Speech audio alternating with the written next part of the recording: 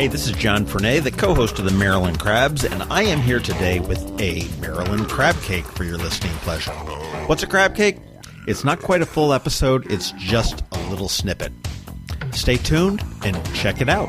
And make sure you check us out on themarylandcrabs.com. You can follow us on Twitter at MD Crabs Podcast, or find us on Facebook at the Maryland Crabs Podcast. And don't forget, subscribe, rate us, iTunes. Go there now. Hey, we're back here down at Recreation and Parks for Anne Arundel County. Did I get that right, or is it Parks and Recreation? Recreation and Parks. Okay, and we're with our friend Colleen Joseph, who is you're the marketing director for right. The whole. The government title is Chief of Marketing and Events, and I'm also our Public Information Officer. Well, let's talk about events, because I'm excited. Yes. And I was scared. Okay, you put on the Twist and Stout. It was the inaugural one last year in September. And it was a fantastic day. Yes. And it was a fantastic event. Come November, I was scared to death that new county executive was going to ixnay it.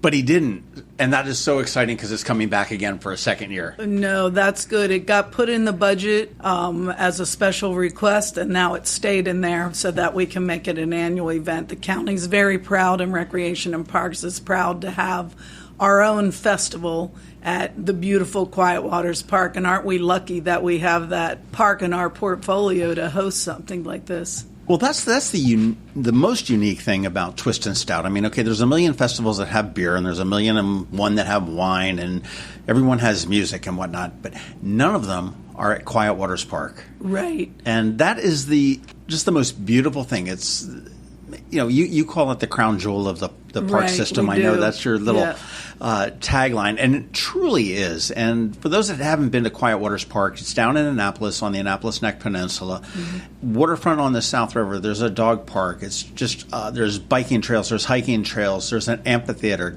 We're just coming off of the launch to the Annapolis Symphony Orchestra, and they had their Pops in the Park concert. You have summer concert series there on Saturday nights. Right. We have the Visitor Center, which has a gallery that constantly has a rotating show of local artists, both in the cafe and the Visitor Center. The Blue Heron Room can be rented for weddings, family reunions, or anything. I was at a wedding there once, a long, long time ago. Yeah. It was beautiful. Yeah, it is. The Jim Lighthizer gazebo is also used for a lot of weddings, and the South River Overlook. It's got the beautiful fountains, which come November turn into an ice skating rink. We have a butterfly garden that some volunteers created in memory of their son. Is that new? No, it's probably about 4 years old. The Feldmans created that butterfly garden in memory of their son, if you've ever heard of the charity Garrett's Light. And it's beautiful. So if you're looking at the visitor center and the fountains straight ahead, to your left, there's a beautiful little butterfly garden. I am definitely going to check that out. Yeah. I am definitely going to check it. But I'm not going to check it out on September 28th because I'm going to be I'm going to be twisting and stouting. And this is on Saturday, September 28th. Yes. The time is noon to 6. Okay. Last year we started at 11 because we wanted to be able to clean up the park before dark, from the event. But the people trickled in a little bit later, so we know that people do not start twisting and stouting and drinking and dancing until noon in Annapolis, so we changed it to noon to 6. That's because of Friday night. That's all that is. Another unique thing about Twist and Stout, other than the location, and this is Maryland wine, which a lot of the wine festivals in the area are Maryland wine. I think that has to do with something with the crazy state liquor laws or something like that. But this is also Maryland beer as well. Yeah. So this is not, the craft brewery out in Portland, Oregon or Portland, Maine or anything like that. These are people that are right here in our backyard. Yes, they are. And for some of them, this is their first festival. So we partner with Maryland Wineries Association, and even though it says wineries, they also represent the craft brewers of Maryland. And they get all of our wineries and craft beer people to come attend. That's our partnership. We do the lion's share of everything else, but that's their expertise. I think right now we're at 15 and growing. Well, I just looked at the website before we came in here, and I mean, some of these brews I've not heard of, which I'm so excited to try, because you've got some of these little hidden gems that we don't necessarily know about. Brawling Beer out of Gaithersburg. Right. Brookville Beer Farm, and I never knew they could farm beer. This is, from Montgomery County, Calvert Brewing Company, which we've known. Forward Brewing, which is actually going to be a debut. That's going to be a craft brew pub in Eastport. Right. And they're going to be debuting at the Twist and Stout. I don't know whether it's their public debut, but it's pretty close to it if it's not. You've got the wineries. You've got Gypsy Brewing Company, which, again, I had never heard of in Calvert County. Right, that's a new one also. The Guinness Open Gate Brewery, which is that a Baltimore County, or is that in Anne Arundel County? It's in Baltimore County. But it's just over the line. Yes, it is. And we had them last year. That was kind of one of their premier festivals. That they came and they were introduced that Guinness Blonde. Right. Well, they really just celebrated their first year up there. Yes. So that's always good. You know what? We could probably annex them.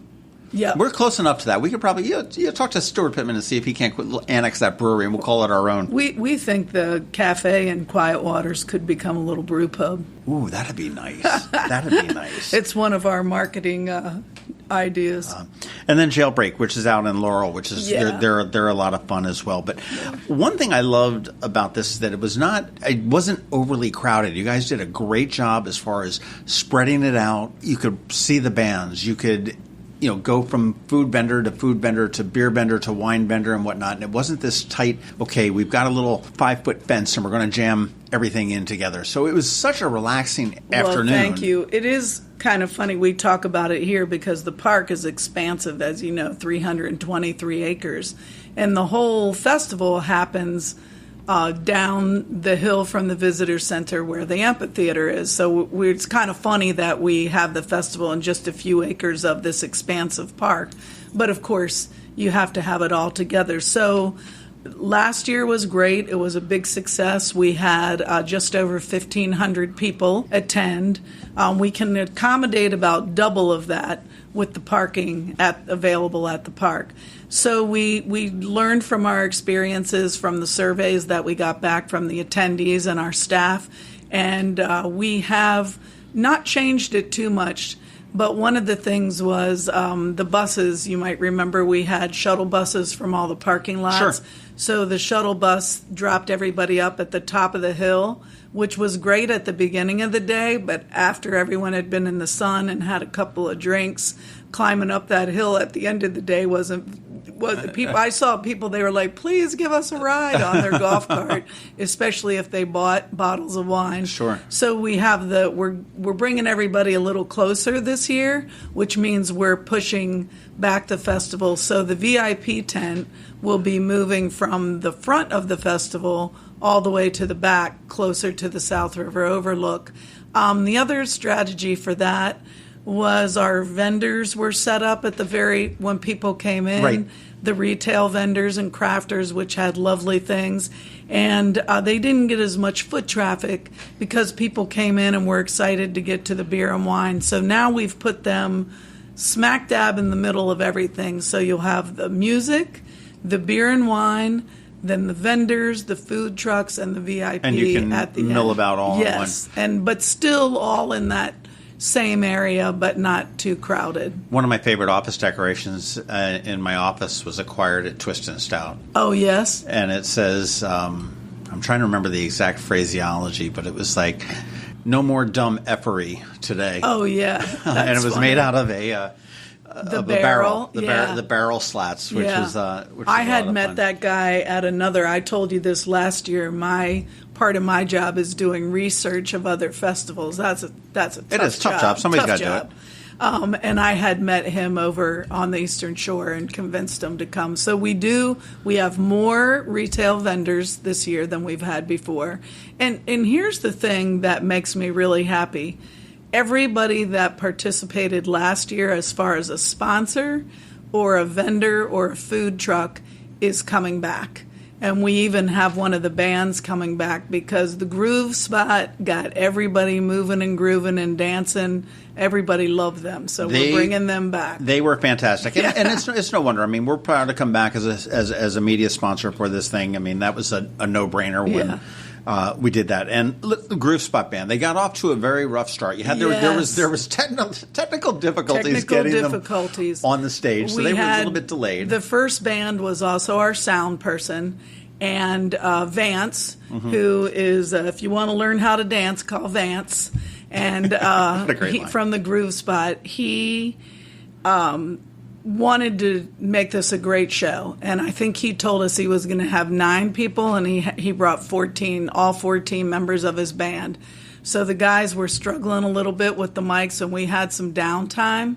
So this year, to prevent that, I have hired a sound person that is only dealing with the sound. They're not with one of the bands. He came highly recommended. And your hair's grown back in very nicely since that was the longest 30 minutes of my life. But Vance from the Groove Spot, I think I shared this with you last year in our podcast.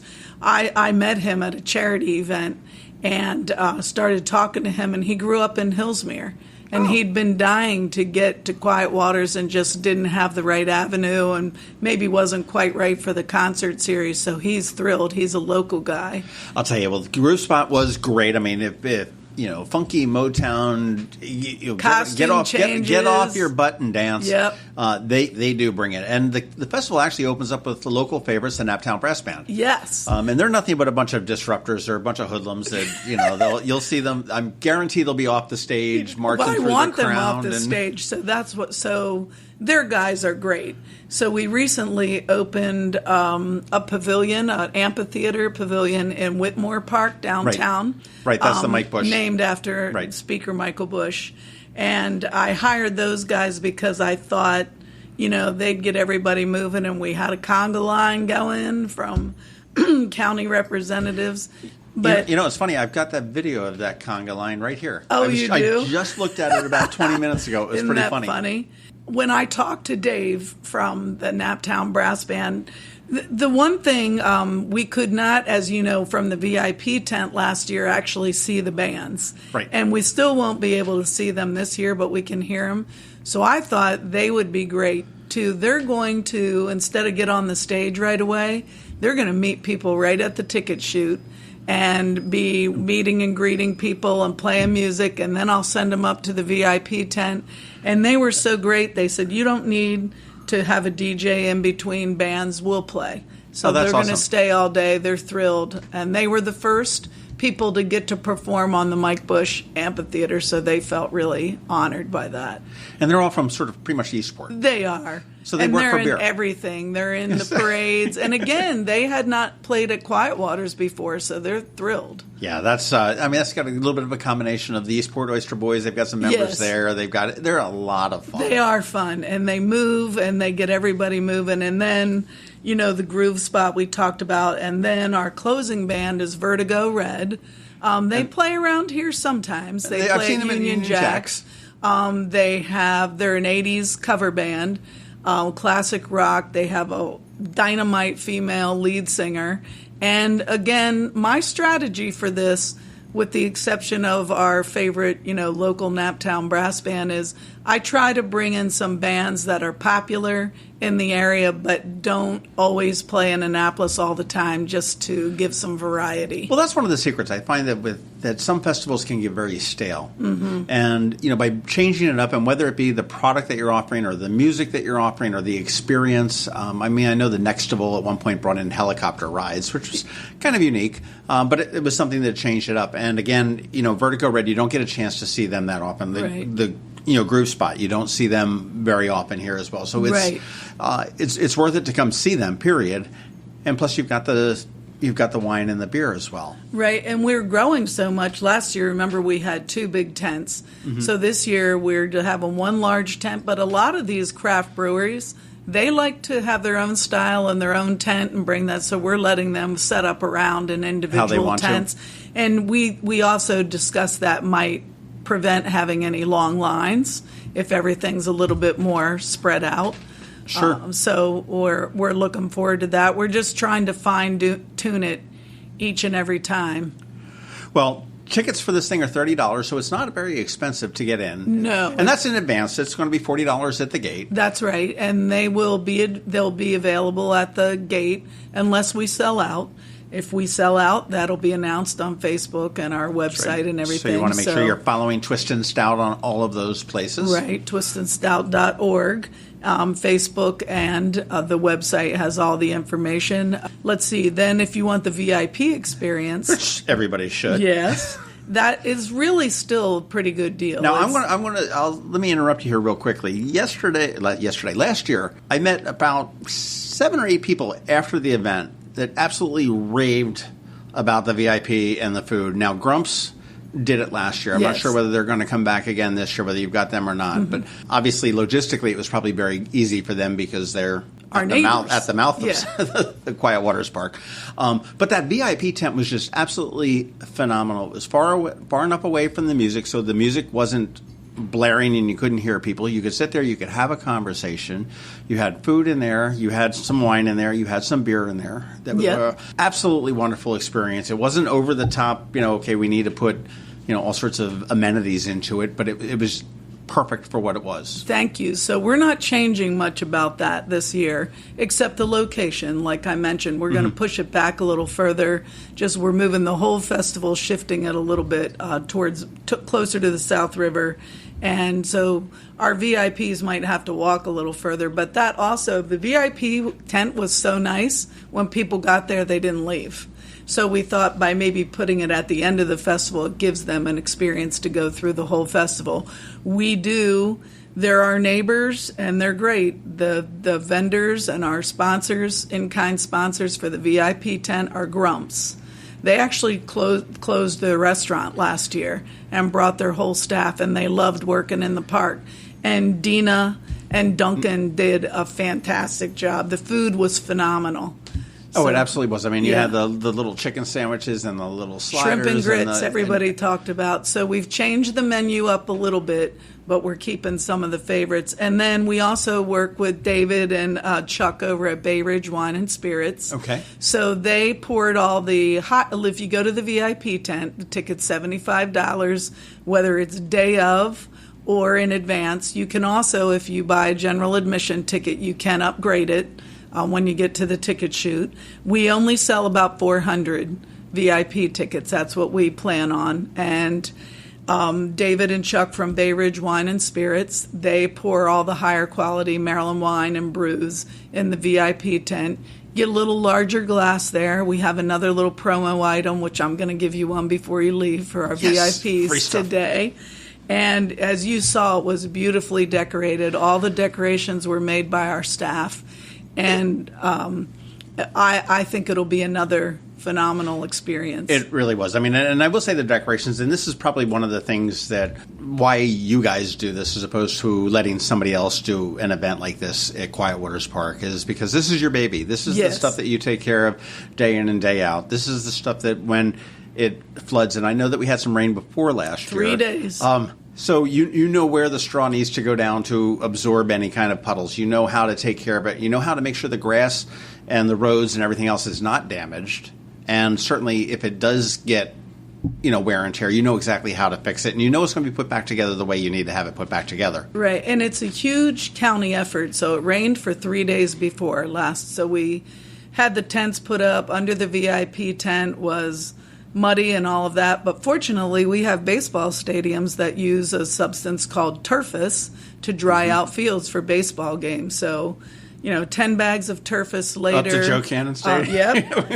Fans from the swim centers to dry it out. We had sort of a moat in front of the stage. We called roads. Our guys went over and got mulch. We fixed that. Maryland Wineries was laughing. They're like, we love working with Rec and Parks because we have all of this available to us. And this is an important thing, too. This whole signature event for the Department of Recreation and Parks is 100% staffed by our staff, full and part-time, working the whole event, with the exception of the Friends of Quiet Waters Park that work their table in the gallery and work with the artist. But this is a labor of love. It is the reason. We also have a no alcohol policy in the parks, so that's another reason they're not rented out like the fairgrounds to hold festivals. And it is just for the reasons that you're saying. We're going to protect the park and make sure that all the staffing is there that we need. One other thing I do want to talk about the VIP tent is this year we're going green. So we've been working with Naptown Taps to have some water in there that's the filtered water, so no water bottles. Okay. We have a staff that I have 2 park superintendents that have taken on the VIP tent as their responsibility, and we're working with our DPW recycling people to have all the proper signage and containers. We're going to have a composting station, so we will go green in the VIP tent. Okay. Is that going to be going green in the 3rd annual one, festival-wide? I think possibly? So. We'll think about that. That's somewhat challenging to get the other vendors to bring recycled materials and all of that, so it's something we'll discuss. That's why we decided let's do the VIP tent first. A little bit of baby steps. And Grumps will provide recyclable utensils and all of that. Same. And remember, the glasses are the glasses that you get as a gift. Right. So we don't have to worry about that. Right. Well, for those that are also concerned about how large Quiet Waters Park is, I will say that parking was amazing. You've got all these tiny little parking lots scattered throughout the park. And when you pulled in, they were staffed by friendly Parks and Rec people, Ripken Parks. Yeah. I will never get this right, okay? But they're always staffed by people, and there was a little shuttle bus that was there within seconds. Yes. To cart you down to the main part of the festival. Right. And we got so many nice compliments about that. So our staff, usually rangers and some of our maintenance guys that deal with the parking at the ASO concert, which is massive, are in the parking lots. And then we put an ambassador on each school bus to take you from the lot. And the lots are numbered so you can remember at the end of the day where you parked. So. Yeah. And we put an ambassador on each bus. And, we're actually having a training. All the supervisors and ambassadors are having lunch and a training on Tuesday at Quiet Waters and do a walkthrough. But we said, be Disney-like. Welcome to Twist and Stout. It's a beautiful day. Does anybody have any questions? Let me tell you what's available. We got unbelievable feedback about these staff on the bus and our staff in general about how friendly everybody was. And here was the goal for me, to sell tickets and raise money for our beneficiaries, which I'll talk about in a minute. But we have a lot of events on the weekends, which isn't our usual time frame for staff to work. Right. So it was important that everybody's going to participate in this. I want our staff to walk away thinking it was fun and they had pride in it, and I believe that was a success. And most of the people that worked last year have willingly just said, what do you need this year? So it was a great experience for the department. All around, I will say that the people that went there are looking forward to it. That I've spoken with. Obviously, you said the vendors and the sponsors and everything else are back. Your employees are excited for it. Marks of a great festival, and it does so much good for the community too. I know last year it benefited the Friends of Quiet Waters Park, and I know that there was some plein air painters that were out there actually painting the festival, and their work was for sale afterwards. Right, we're having that this year. Unfortunately, there's some other conflicting events, so at this point we don't have as many artists as last year, but they still will be painting morning and afternoon, and then their works of art will be for sale in the Friends of Quiet Waters Gallery, which will be a little pop-up gallery with that. And can I talk about the Friends for a minute? Sure, absolutely. I'd love to. The Friends of Quiet Waters Park, each one of our regional parks has a nonprofit that are volunteers that do work that benefit the park. So the Friends are our beneficiary for this event. Last year we were able to provide them or award them $10,000 for their Nature Center campaign. This year we have a second beneficiary, which we have embarked on a second project with the Cal Ripken Senior Foundation. Our first project he puts was the baseball fields in for underserved. Right. So our first project was the baseball multipurpose field at the Boys and Girls Club, and that's the Ripken Senior mission, is to go in and look for communities that are underserved and provide athletic facilities for them. So we are now in a second project with them, which is to put multipurpose fields and a track. We've never had our own track.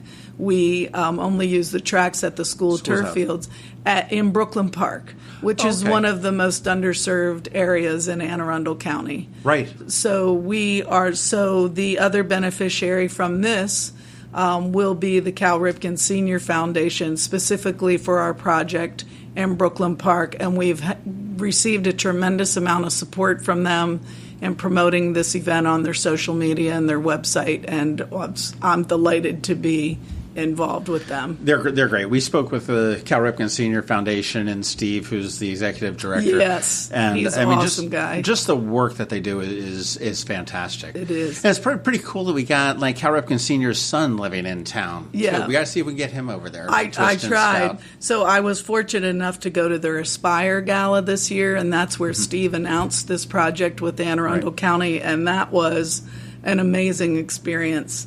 To go to that. So I did ask them, like, come on now, Cal's our neighbor.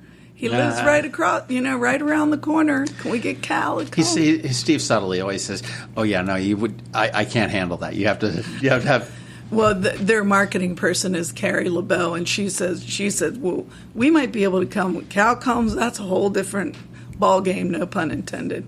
So anyway, we're delighted to be involved with them. They've been hugely supportive of the department, and of course the Friends they do the art shows, they help with the concerts, and we recently, I don't know if you know this, but Land's End spent 4.5 days over at Quiet Waters shooting their fall catalog. So we were able to get some photo shoot money for the Friends, so they're very happy with us right now. And in exchange for that, Land's End is also a sponsor of the Twist and Stout. Oh. Yeah. Way to twist that arm. Twist and Stout. It's not just for beer and wine. But I know Land's End did most of their fall catalog in the area. They worked at the Bowie Bay Sox. They worked at downtown. Quiet Waters Park in downtown Annapolis. I know I've seen several pictures there.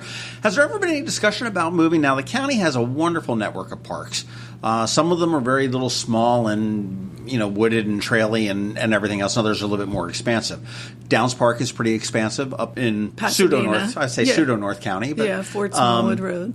And I would also think the Mayo Beach Park, which is the one that's only open a couple days a year. Right. For open swims, but it has a lot of private events there. Yeah. Is there any thought about moving it out of Quiet Waters or moving it around? Mostly, I'll be honest with you, it's the parking. For example, at Mayo, there's only a little over 200 parking spaces. So that could never accommodate this. You could shuttle people, but when you start shuttling them, you lose interest. Sure. The same with Downs. It just does not have the parking that Quiet Waters has the most. It's the largest. But we have talked about doing other things. Fort Smallwood it opened last July, a historic concession stand. Yes. And it is beautiful. So we've talked about maybe doing a little smaller event there, a wine on the water, or wine. Is already a wine on the water, so I don't want to take that. Right. But doing something and maybe even tying in with a boat ride. They're just getting a Friends of Fort Smallwood off the ground, so we're looking into that. Might not be wine festivals, but we've talked about maybe at Downs and Kinder Farm, things like Dinner and a Movie, where we have a food truck festival and a movie, big blow-up movie screen, let families come watch movies and do the food truck. So maybe not the wine festival in particular. Well, that makes sense. That makes sense. Just stay away from Beverly Triton, man. That sends them all off the deep end down there. There's not enough roads or parking down there. Well, I'll tell you, anybody is looking for something very fun to do on September 28th at Quiet Waters Park, and I have heard the weather is going to be spectacular, just as it was last year. It's awesome. Go to twistandstout.org. Yes. And buy your tickets. They're $30 now. They'll be $40 at the gate. Right, and $75 for VIP, which delicious food and higher level wines. And I also want to mention we have a $25 designated driver or under 21.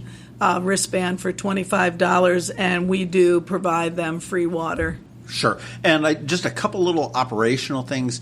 The park is closed that day. Yes, it to the is public. closed. So if you want to go Correct. to the dog park or walk on the beach or the overlook or anything like that, that's not going to be happening. That's correct. So you want to be aware of that if you're planning to go down to Quiet Waters Park on the 28th. Yes. Also, the county police were there, and I'll tell you, I happened to see, you think of all the bad stories you hear about police. There were some people that came from Hillsmere and just sort of hopped over the fence of the path that goes into Hillsmere. And the officer was just so great last year. He's like, hey, it's like, oh, well, really? And I think they were just planning to hang Walk the out. park, yeah. And they're like, oh, well, I think we're going to go try this out. And he just directed them to the check-in booth, and they bought tickets, and it was so cool. It wasn't a real hard. No, they hardball were a great partner. They helped with traffic. They helped with crowd control. We didn't really have, thank goodness, knock on wood, any issues. But again, it's a nice partnership with the police. And you do have to have a wristband. Right. So if people come in the park through their back gates They're not into gonna have Hillsmere, the vendors won't serve them. They'll get sent back around to the ticket chute. But they provided security and bag checks, and they're just delightful to work with. And we've got typical festival-type rules. No outside food or drink. That's right. They can bring in coolers. They can bring in coolers if people have dietary needs or whatever, but you can't bring any alcohol in, and there is a bag check. Right. No animals. No dogs. Kids are not going to be turned away, but it's not really the best kid We said event. 3 and under for free. 3 and under are free. That's usually going to be a baby stroller. Right. I do like to tell people that the beer and wine tents are on a grassy hill, so not so easy to move around in a stroller. We feel that the Department of Recreation and Parks, almost everything we do, provides things for families and kids. Sports, programs, and all of this. This is one day that the kids are not the feature of the day, but they're certainly welcome to come. Kid's going to be bored there, face it. I saw kids on their tablets unless he gets there. into the box of wine like I did when I was.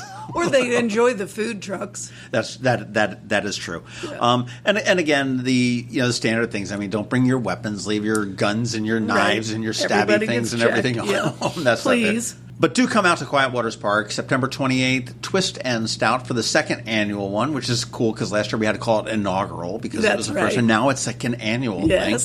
And get all the information. Check out the bands. You check out the vendors that are going to be there.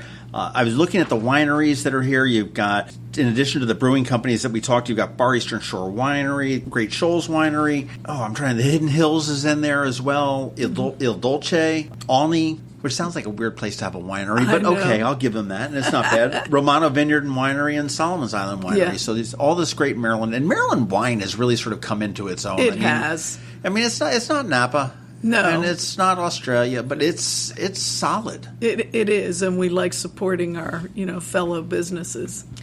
We will see you at Quiet Waters, Twist and Stout, September 29th. Go get your tickets, twistandstout.org.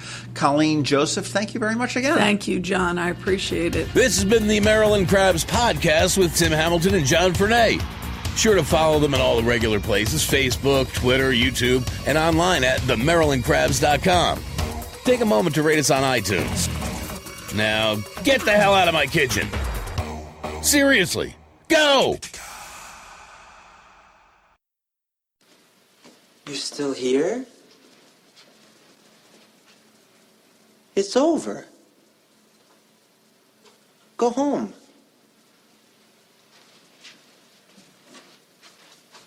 Go.